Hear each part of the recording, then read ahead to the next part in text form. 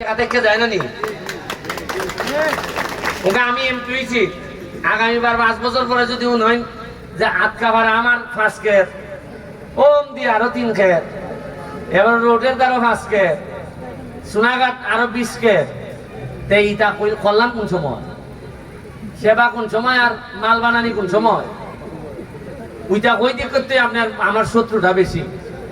তবে আপনারা আমার ভোটার আপনার জন্য আমি ঋণগ্রস্ত। আমার একটাই অনুরোধ, আমার বড় হাল আর কষ্টের টাকা দিয়ে আমি আম গাছটা কিনে আনতাছি লেগে আপনার কিতার থেকে বগুড়ার থেকে আমার হালাল টাকা দিয়ে আমি আম গাছটা আনিয়া প্রতিটা স্কুলে বাচ্চাদেরকে দিয়া ফাটাইমু আপনার দ্বারা, বা বিভিন্ন ওয়েতে আমি নেতৃবৃন্দের মাধ্যমে ফাটাইমু, স্কুলের মাধ্যমে ফাটাইমু, প্রশাসনের মাধ্যমে ফাটাইমু।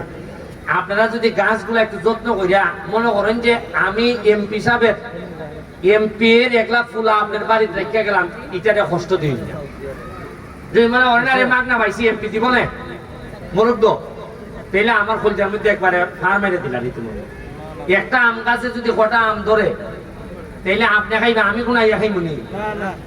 আর আমি তো কথা দিছি বাইরের মানুষের বলছি এমন আম করা কর্ম মাধবপুর যে একলা ফুরি বিয়া দিবার লেগে বেউস থাকবে মাধবপুর ওই যে কিছু আম খাইতে আর কথা আপনারা জায়গায় মতো ভাইবা। আর কৃষি মেলা এই সরকার বিশেষ করে জননেত্রী শেখ হাসিনার সরকার কৃষির উপর ব্যাপক গুরুত্ব দিচ্ছেন। উনি কইছেন যে 1 ইঞ্চিও জায়গা ওয়ানাবাদি থাকবে না। কই যে ভালো এত যে জানি কোনো ফসল নাই তো হইতো না। এটা ইউনো মহোদয় আছে যে সব জায়গা খালি পড়ে আছে এইসব জায়গাতে আপনাদেরকে সহযোগিতা করা হইব, তো খালি প্রেসার দেওয়া হইব যে কেন চাষাবাদ করণ লাগবো। কারণ আমরা তো করোনার সময় মনে আছেনি আপনারা সব বন্ধ আছে। যদি আমরা নিজের ক্ষেতের ফসল ফলাইতাম না পারতাম 3 ভাগের 1 ভাগ মুড়ি রঙে লাগলো না। আমরা তো ইটা নাই, আমরা দেখেন এরা কেউ আমরা না দেখলেও কোনো অসুবিধা হয় না। আমরা চাউলানি আমরা ডাইল আছে আর এদিকে কিছু ফসলাদি ফলাইতেছি আপনার সবজি আর পুকুরের মাছ আছে আর লাগেনি কুস্তা নেও না করে। আর আমি যে কথা দিছি যে যতদিন আমি এমপি আছি আবার এখানে প্রোগ্রাম করে যাই ধর্মঘট।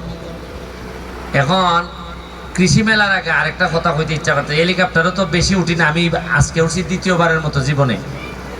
উঠতে দেখলাম উপর থেকে তো অকলতা দেখুন না আপনারা তো নিচ থেকে দেখতেছেন। উপরে যদি আপনারা উঠাইতে পারতাম দেখলানে যে যেখানে গাছ এখানে খাইতে বাড়ি করে আর এমন ফলের গাছ লাগাইমু যাতে উপরে ফাইকিয়া ঘুরে খাই। আর ফল থাকলে ফাইকিয়া ঘুরতো না, জি ফাইকিয়া খাইতো না নি উনকা খাইবার মধ্যে আপনারই ফল নাই যে ফাইকিয়া খাইতে দিতা উনকা যদি কই খালি আমানো আন্তিবা বাজার থেকে গরু আসেনি কোনো। এর লেগে আমি সিদ্ধান্ত নিছি এবার মাধবপুরের লেগে 1 লাখ আমের চারা। কারণ আপনারা জানেন 1 লাখ আমের চারার দাম প্রায় 48 লাখ করে। আর সোনারঘাটের লেগে ওখানে যদি আমি 500 কম দিই এরা বলবো ওখানে মেহমানদারি করছো মাধবপুরের আবরণ হিসেবে বেশি তোমার বাড়ি সোনারঘাট তুমি ওখানে লাভম দি বেশি তাইলে ওমান দিতে গেলে কেন লাগে আরো 48 লাখ কত 96 বাবদ কোনো বরাদ্দ নাই। ওকে আমি দেশ ঠিক করতাম কেমনে ওই ব্যারিস্টারির টাকা লাগাইয়া অন্যখানের টাকা যদি লাগাই